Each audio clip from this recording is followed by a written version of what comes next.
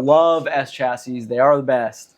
They are the best. S chassis, best chassis. I'll say it right now. The rebirth of clutch kickers at like the best place that it could possibly be at. Live music at events.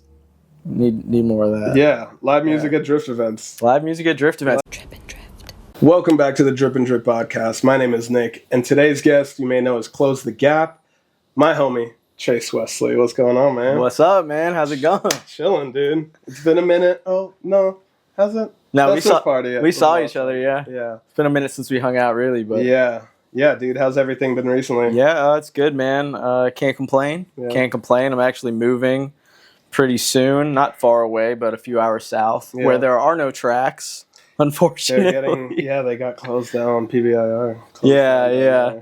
You know, I saw some guy. I think somebody sent something to me, and it was some guy who like broke into PBIR and was like drifting the kart track. I think because it was like overgrown and looked desolate. Yeah. But there was a guy drifting at PBIR. I'll try to. Ryan sent it, I think, in one of our group chats, and I'm gonna see if I could find that. Because I was like, "Yo, I want to do that." I was curious. Eventually, somebody would do that, like with the compound. People go there. Like I would imagine it's a little different. I think for you sure. probably have to, skip a few gates or some shit. Yeah, but, yeah. We don't got any tracks in South Florida, and that's where I'm going. Though they do have some events like Fuel Fest, right? So the fairgrounds. So coming up is Clean Culture. And you're not too far from here. No, 2.5, 3 hours from OSW. Yeah. It just sucks they are closing. Like that PBIR closed for for sure. Unfortunately, and it's just sitting there. I don't even think it's been sold, or maybe it has. They haven't built anything on it yet. Dang. So really unfortunate. Yeah, it is, man. Open more tracks up, and it's the land in Florida is too expensive, man. I think that's one of the things, and insurance. Land everywhere right now. Like I feel like land, like everywhere the housing market's up, land is expensive right now. Yeah, for sure. But hopefully it comes down a little bit. Then we get in there. I want just a little acreage. Just have the homies over. And then pour some concrete. And, just a little driveway to skirt around on. That's the dream, man. Like when you look at like the Adam LZ Drift HQ compound where they don't have to go to the track. They got the track right there. Right. If you could just get a little bit of land with some. And all that, the roads there are pretty much already there. Yeah, maybe they added a little bit. That situation was fortunate. Yeah, that was a come up for sure. But I'm sure it was a lot of money and effort to make that happen and to keep it sustainable and running and everything like that. Of course, yeah, man. So when we first met, 2020 Clutch Kickers, we were both doing he knows the year, photo and video. Yeah, well, that was, I believe, the last year they did it at Emerald Coast. 2020, really? And then 2021 was Freedom Factory. I believe so. Yeah, man. That's where we met, Clutch Kickers. Yeah. I was doing media at that time. Yeah. That's kind of, and media is kind of one of the ways I really got my foot in the door with the drift community. I have been into drifting for probably since like 2013, 2012-ish. But I would just go attend events. I used to have like some 240s over the years, but like they were always my daily, so it was like I couldn't really turn them into a drift car. I know until the past few years when I was like, okay, I can actually get a drift car, have my daily, and start actually drifting too. For sure. But media is really, and that's how we met at Clutch Kickers, the Holy Land, Emerald Coast. Another track that is just sitting there. Yeah. It's sitting there. Yep. Closed down, and I'm pretty sure owned by the same guy that owns OSW. Really? But I don't know. Yeah. I didn't know that. Yeah, I think so. It is funny to me, though, that is still the most popular track on Assetto. Anytime I hop on, it's always like almost to the max. It is funny, right? That is interesting. Yeah. And there are so many good tracks on it. Like, they have everything on Assetto now. Right. If you try to play a public server, it's like, okay, here we go again. Which is fine. It's great for tandeming and stuff, but... Yeah. Yeah, and speaking of Assetto, I sold my sim pretty much because I'm moving, and I'm like, I don't have room for this right now. I'll build another one. Yeah. But I'm like, man, I miss that sim seat time for sure. Yeah, so I wanted to ask you about that photo and video and the drift seat and stuff, because that's how like some people told what to do to like get into the drift scene a little bit, was to like take photos for free or videos or whatever. And now we're both drivers. Mm-hmm. And it's just funny to see like our growth. And I kind of stopped doing, obviously, the videos and pictures for other people and just focused on Drip and Drift and the podcast and doing what I'm doing. Yeah, you can. It's hard to do so many different things at once. So you got to pick your poison, really. Yeah. So is that like you kept on going with it? Is that something you see you're going to keep doing? So I've taken a pretty big break from doing drifting media, I would say. Like I'll shoot some clips here and there for some friends, but like going to events strictly to shoot, I did that for a few years and I just kind of stopped doing it. Yeah. I actually more prefer like actually working on a team, like what I used to do with Andrew with Andrew Maurer for Clutch Kickers. I was his crew chief. Now, my buddy Leo Alvarado, shout out him. He's competing in Pro-Am this year. So I'm one of his crew members, a spotter. Nice. So I actually like doing that, man. I'd rather be more involved in like the pits, involved with the cars and the driving. Even if I'm not driving. For sure. And although I still love to do media, it's like I did that for a few years. And I'll still do it maybe a little bit here and there. But as far as the guys like you see now, like, who do we got? Like Apex Dev, Collected by Mike. Yeah. Some of those guys who are out there at every event just shooting. Like that's how we were. Yeah. Now it's their turn, right? For sure. So really I'd been doing photos and stuff for just like portrait photos, music stuff for a while, and I had been into drifting, and I was like, why don't I just shoot drifting? Like, why don't I shoot cars and shoot drifting? Because at the time when I started doing that, there wasn't really a lot of people at the track shooting, so it was there was definitely a need for it, and there still is a need. I'm not saying it's oversaturated now, but at that time it was like, I was one of the first people really out there going hard and shooting. Yeah, I remember even at a normal public day at OSW, there wouldn't be many yellow vests around the track. Now, like, you go to a random public day and you'll see quite a bit of media out and there. Even the private days, media guys just come out and you're like, wow, thanks for being here. Yeah. I know a lot of times they're invited, but like, I think sometimes you just go to the track on a weekend, you could shoot some drifting, make some connections like that, which is really cool. You're not wrong. Yeah. The FPV stuff is really cool, and everybody loves those clips. Yep. So like those guys are a godsend that they're out there shooting us, and you're like, what? Yeah, FPV stuff. Because a few years ago, there wasn't like you went to the track and, oh my God, I got an aerial view of a drone chasing me. Yeah. It's one of the coolest things right now. Top quality too. Like it looks good. Yeah, like, they look good. And look at drift media now is even getting better. Like the stuff is getting better because everyone's got 4K cameras now, shooting slow mo. And we're able to capture certain events. Like you look at Drift Appalachia, where spectators aren't really allowed to go to that, but like we get to kind of be there or experience it through the media. Like the awesome media that some of these people are shooting. Dude. And then all the drivers too. Everybody's got GoPros now and are capturing the experience themselves. So I think that's helping push the sport a lot is all that. I hope so. Yeah. Just knowing like with tracks closing and the takeover and sideshow stuff, I just don't want drifting as a whole to like be dampened in any sense because of some bad things happening, but I don't think it will. I think there's a lot of people that still love, enjoy, and do it for the love of it. So I don't think it'll ever die out like that. But no, not at all. Yeah, I will say, on the subject of takeovers, that's one thing that like can hurt us a lot, at least in the public eye. Like I had a coworker, I was just talking to him, casual conversation. And I was telling him, I'm going drifting this weekend. And he's like, oh, yeah. When I lived in Miami, I used to see them drifting all the time. I'm like, what do you mean? And he's like, in the intersections. Like, I'm like, that's not drifting. Yeah. That's not drifting. I'm like, no, please no. Yeah. But, pretty unfortunate. Yeah, it is. Well, just keep doing what we're doing. Yeah. I think that's the main ticket. Yeah. But so you briefly said about the S13, but you've had that forever, or you had multiple S13s? I've over the years, my first 240 I got in 2011. I was always into cars, but like I didn't know like much about working on cars. I was just like, oh, I want a fast car. I want a turbo car. So I got a 89 hatch. No, it was a 90 hatch, single cam turbo. And, you know, I didn't know what I was doing. So I went through a few different 240s, kind of breaking them or trying to fix them. And, oh, I'll trade it, sell it, whatever. And how I guess that's kind of what got me into drifting is like getting my first 240 just because I was into those cars. Yeah. And then seeing like old Ryan Turk off seasons, if you remember those, that he would do. And then I would, you know, I lived in Orlando at the time, and that's when they were doing events at CFRC about 2012, 2013. And I would go to those.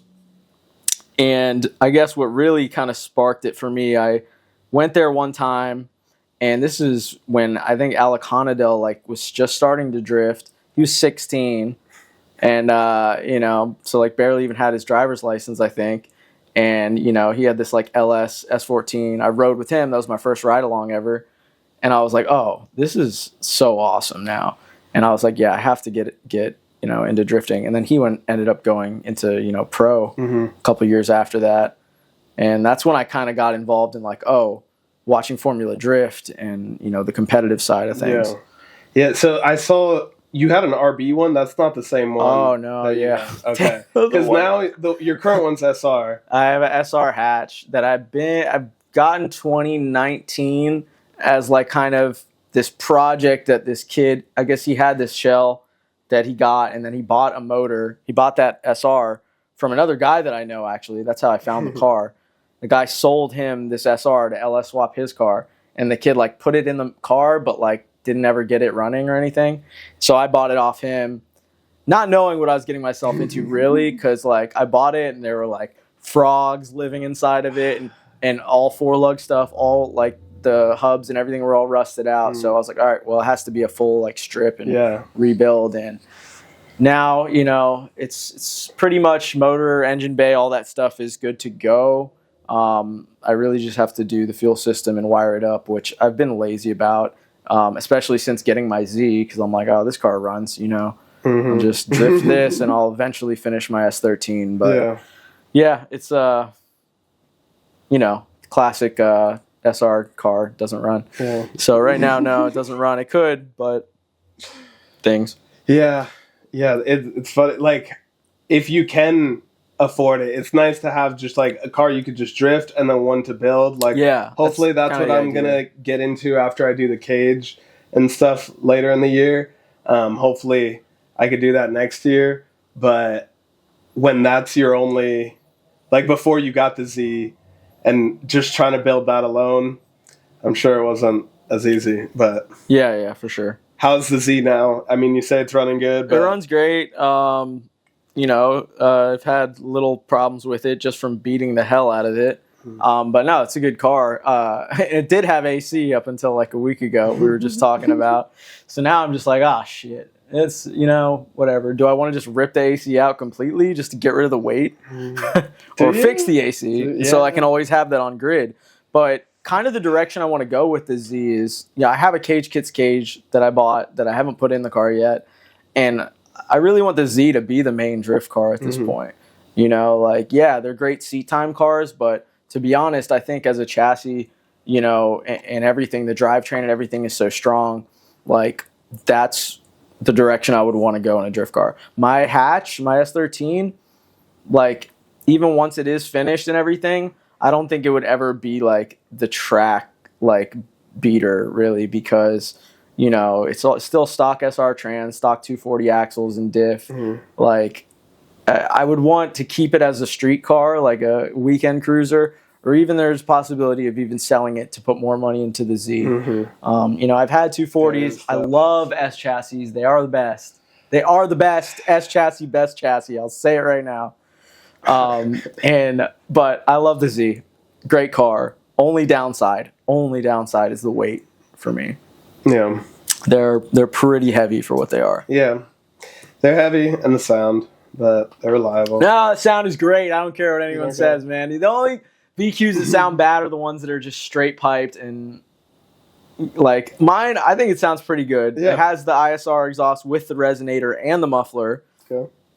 Obviously, there's no cats because you got to take those out. But yeah, some VQs sound bad. I think they sound awesome when the exhaust isn't trash. Yeah, And then I could agree with that. Turbo VQ, I think sounds awesome. Well, basically a GTR. Yeah, that's a little different, which I don't see much of those. But I do see them, but you don't. Yeah. But so my plans for mine really are to VHR swap it. Okay. So put the 370Z motor in it, which I don't know why more people aren't doing that. I think a lot of people might be intimidated by the wiring side of it because the motors bolt right in. You know, same motor mounts, same trans cross member. I'm pretty sure. Same drive shaft even. It's just a matter of like wiring for the most part. Yeah. So that's kind of what I want to do because those motors are still cheap, super reliable, make a good amount of power with bolt-ons, especially over a DE. If I had an HR like you, then I would keep that. But the DE, it's definitely lacking because they put like these little baby cams in it, and it doesn't have anything up top. You know, yeah. It does have good, you know, a good mid-range punch to it. It does the job enough to spin the tires. You know, but that being said, I am running Zek Novas, and let me say, Zek Novas are very grippy, even the 300 treadwears. So it's like when I'm driving that car on track on the Zek Novas, you have to be going full tilt. Like there's no chilling or. You know, it's full I know throttle. everybody's been, not everybody, but a lot of people have been rocking Zek Novas now. Yeah. Because of Lewis. Yeah. Right? And I've never tried it myself. Like, you say they're grippy. Do they last? Like, they last a pretty good amount. 300 treadwears. They're not, it's not going to last as much as like a Kendo or like a Valino per se. But the grip is amazing. They make a lot of smoke too. And like people love smoke. They do. A previous tire I used to run, not going to name names, but it was a good tire, consistent and everything. But like it wouldn't really smoke. Like even, you know, blasting in second gear. Kenda smoke, yeah, for sure. But some tires, they don't really make the clouds. I got you. You know? But Zek Novas think what you were running before. I'll just say it's Acceleras. Okay. Okay. But yeah, no, Zek Novas are a great tire, definitely. Yeah. I mean, especially if you want to be dooring somebody. Maybe if you're trying to just chill and party, you know, and you don't have a lot of power, you know, I might run different tire, you know, if I'm just chilling. But if I'm trying to get doors, the Zek Novas for sure. True. Yeah. True. I've only ran Kendas and Scrubs, so I've been great tire. I was looking at getting either Acceleras or Zek Novas, and honestly, they're all good. They're all good. There's just pros and cons. Told me, more people have. I kind of was leaning towards the Acceleras, and I guess I just got to try it for myself and what I like. Just try it for yourself, man. Get a pair from each, and see what I mean, like. You know, I would definitely next time I order tires, you know, I could grab a couple and let you try some Zek Novas if you want, man. Yeah. Because I think you'll love it, especially with the HR platform. You'd be blasting. Definitely. Yeah. So, dude, that's not anytime soon that you would swap the motor. Yeah, I think so. Yeah. Probably like end of this year, going into next year. Because by the end of this year, I want to put that Kits cage in there, and definitely, you know, squeeze some more power out of the car. Yeah. Like I said, that the S13 could potentially be for sale. It just needs. I need to see it through. Yeah, if anyone wants a built SR S13 hatch, I do get seeing it through. Especially I got it not seen through. And little things. It just needs the fuel tank put back in because I had a rusty. That's what really killed me. Is like I had this fuel tank in it that had gotten rusty as hell from sitting. I spent all this time cleaning it out, like with vinegar and like making it nice, and I got it all clean. And then I put it in the car and filled it up, and it was I had made pinholes in it from the cleaning that I had done. And I think even just from having it on like my driveway with little rocks, you got to be careful, man. Like, because it's thin metal, especially, you know, after rust had gotten to it. So it was like I would put gas in it, and it was just like raining. Like I was like, what is happening? And so then I just like put the car down. I was like, screw this. I got another tank for it now, but I just like put it on the back burner. So yeah, I want to see that car through. You know, I have a full Origin kit, pretty much full Origin kit. Fenders, bumpers, the side skirts aren't, and the over fenders in the back aren't. But, you know, get that all on there and get the car painted and, you know, make the interior decent before I sell it. Okay. But, yeah. But if you got a good deal, or like somebody made you an offer. Yeah. You couldn't refuse right now. Yeah, for sure, man. Especially since you want to build the Z. Like I said, it's nice to have a daily or like a I almost car traded the Z too, but we won't even talk about that because it didn't happen.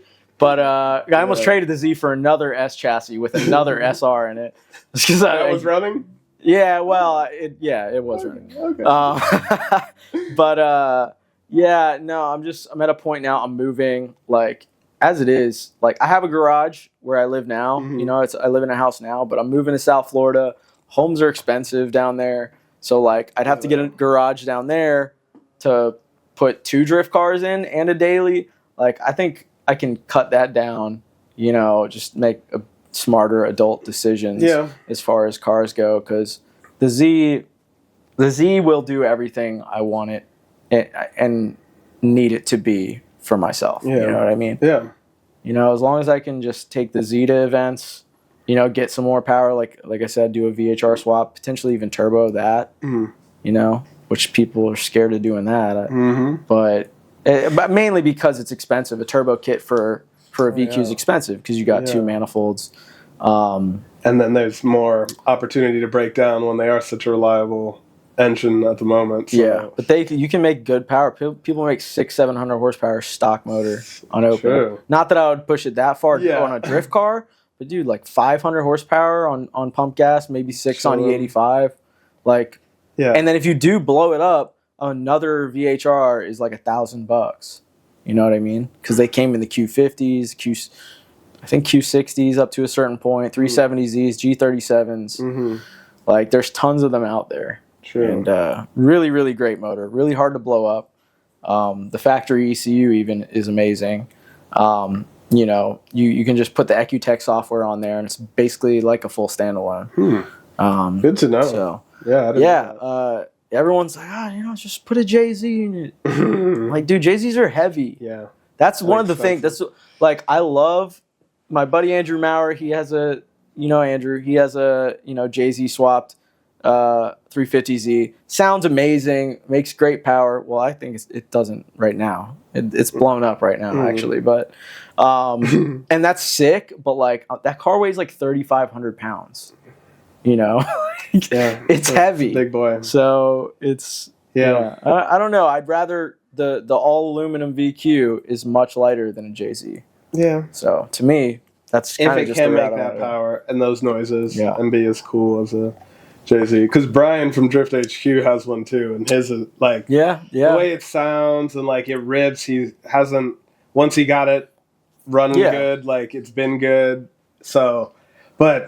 Actually, I think I feel like that's just shout out Brian. Brian's an awesome guy. I think he actually lost that motor at AMP. Oh yeah, he popped the head gasket. I think. Damn. Yeah, which isn't the biggest deal. I think he just was having too much fun. He got it maybe a little hot. Yeah. I was just like, I'll keep going. Hey, it happens. It does. Yeah. And not that I wouldn't do a JZ. I would. You know, weight isn't the be all end all for me. You know, but I think for budget wise, doing a VHR swap is kind of like where my head's at. And especially if it's so plug and play with the Z. Yeah, it's really just a wiring dilemma that, a lot of people don't like wiring work. For me, I have a degree in electrical engineering. Okay. I worked on high-end electronics for a long time. So for me, it's not a big deal. Other people are like, I don't touch wiring. I'm like, listen, I'd rather you do the mechanical stuff then, and I'll do the wiring. Yeah. That sounds like me. I don't want to touch wiring. Nobody does, really. Dang. Well, dude, going into the future of drifting, what are you excited about as far as what's coming up in drifting and what's going on? Oh man, I am so excited about clutch kickers returning. The return, the rebirth of clutch kickers at like the best place that it could possibly be at. As from what I understand, I've never been to Mid Pond. I know a lot of my friends have. They all say like the vibes are immaculate. You know, the guy who owns it is awesome. You got a pond and ducks and like nature. You could go fishing and drifting. That's sick. I grew up fishing. My dad, big fisherman, so I love that. Yeah. And they're building a whole nother track from what I understand there. Oh, wow. So there'll be the mid pond like kart track, another big parking lot because I think parking there is not like you can't fit a ton of cars. Yeah. And then they're building, I think, another track. So Cool. I'm super excited about that. I'm definitely Very cool. gonna go out to see that because to me, Clutch Kickers was like, I mean, you remember, it was just the best thing, the best vibes. People really ran it well that ran it. Good competition. I think it will be the mecca of drifting in the South, if not the whole United States. Yeah. And I'm excited to see where it goes. So that, in that aspect, that's really what I'm excited about. Yeah. For me, living in South Florida, where I'll be living at least for the next 6 months to a year, kind of trying that out. Mm-hmm. There are no tracks. Clean Culture is coming up, so I'm going to drive that. That's the next event I'm driving is Clean Culture. It's basically the same thing as like Fuel Fest, the layout they do at the West Palm Fairgrounds there. But for me, I want to drive like those type of events, like exhibition style, lots of spectators, like the stuff like Grid Life, where they got the music, the road racing, and the drifting, like that festival style, like exhibition style drifting. Mm-hmm. And although I love competition and I'm a competitive person, I always have been in everything I've done. Like I'm not planning on like trying to go pro-am or anything like that anytime soon. I'd rather just keep drifting fun. Yeah. So that kind of stuff, Grid Life. I would love to do like a Drift Appalachia. Yeah. Like that, I think that's one of the other coolest things that's happening in drifting right now. So cool. Yeah. So you got that. I There's agree. also like Drift NWA. So I think that stands for Northwest Arkansas. So they do another toge event out there. Okay. Yeah. I think my buddy Ely went with Fellow to the. I don't know if it was that exact same one, but he was like, it actually wasn't Drift Appalachia. It was another one. And I don't know if it was Montana or somewhere. No, I think it was that. Yeah. Yeah, because I think that's another really cool thing that's happening in drifting. If more of those pop up, I'm all for that. Although, like we were talking about, it's not really a spectator event. Mm-hmm. It's about, going there. It's for the drivers. Yeah. And then which obviously we're drivers, so. Yeah, well, yes. And then the media shoots and then they come out with this awesome content that you're like, what? American toge? That's super cool. It I gives love a stuff. feeling of drifting that I used to get while watching old school Japanese videos. Exactly, right? Right. Or skate videos. Like it gives like a rawness, even if it is a closed road. I think that's the appeal of it too. And one of the things with competitive drifting as far as like pro drifting is like there's something the spectators are like separated from it almost. Like they haven't figured out yet making it like such a spectator sport. I think Drift Masters is starting to do a good job of that with all the stuff they're doing. For sure. But like when you look at like the pro series we have here, like it's kind of slow paced. The spectators are kind of okay, what now? Mm-hmm.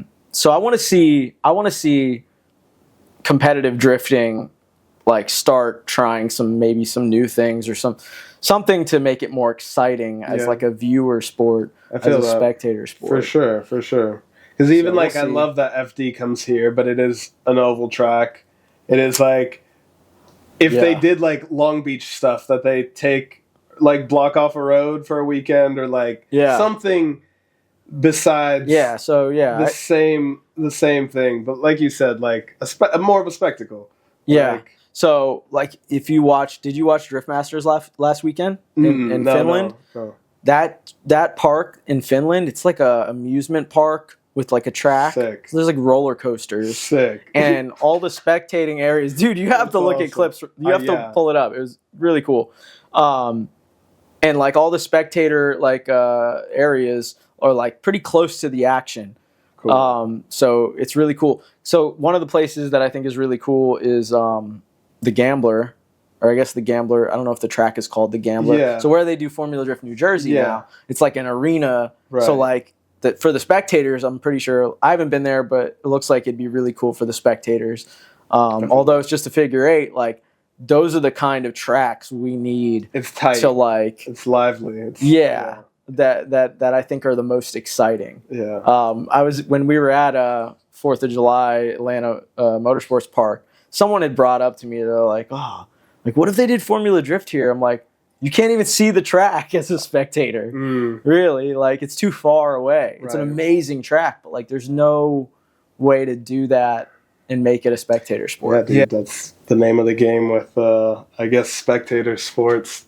Like getting more eyes on it, getting more people involved with it. Yeah. It's tough and yeah, and I think and it is growing, right? Like more people are familiar with what drifting is. Mm-hmm. I remember, years ago, I'd tell people I was going to a drift event. They'd be like, "What's that?" A lot of people still are like, "What's that?" But it's less. I feel like it's less now. A lot of Tokyo Drift, right? Tokyo Drift. Oh yeah. Takeovers. Yeah. Oh yeah. Oh, the kids getting hit. Fortunately, I haven't. Nobody's like related me to that yet in person when I talk to people, but I could definitely easily see that happening for sure. Yeah. Yeah. So. Yeah, donuts. So yeah, it is growing, and that's why I like the like exhibition style events like Fuel Fest, Grid Life, stuff like that. And I guess ride-alongs have become like a big thing now.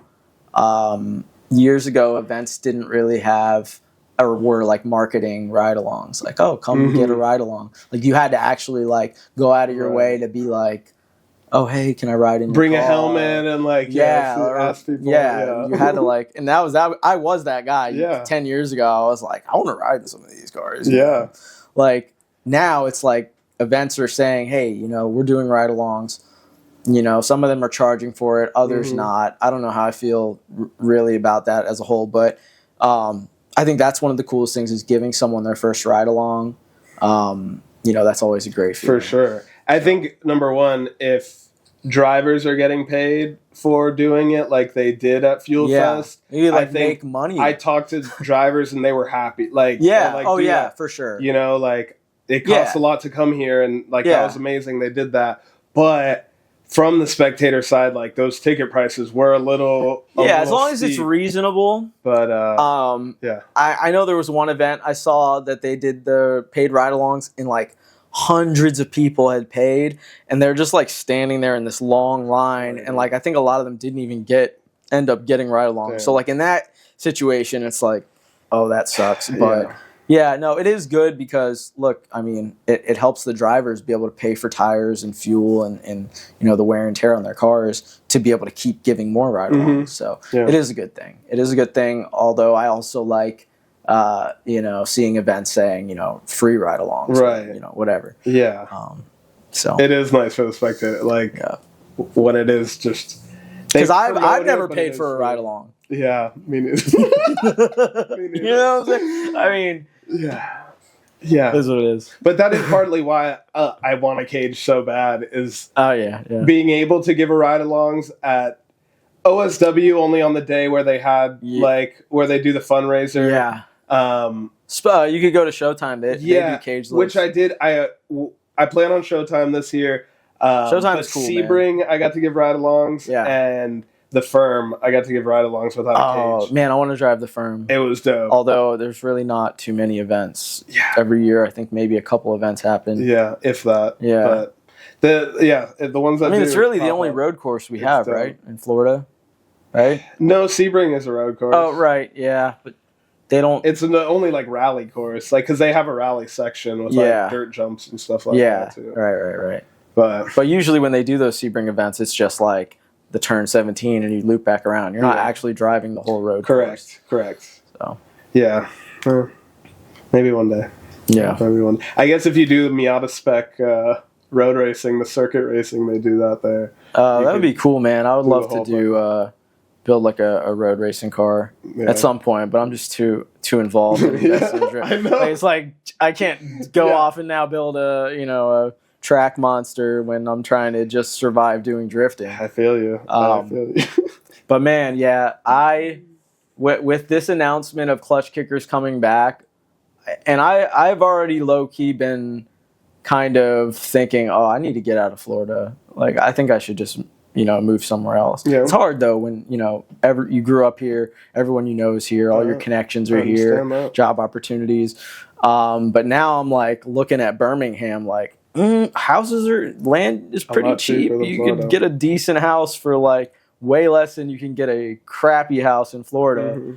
So might move around, move to Alabama. I don't know. I'm saying it first, man. Don't go raising the prices in Birmingham or that area, guys. Okay, I'm saying it first. I'm picking out my spot. Yeah, got a nice little spot. Because, dude, if I'll just drive there, and then you could, you're not far from Georgia. They got plenty of tracks there.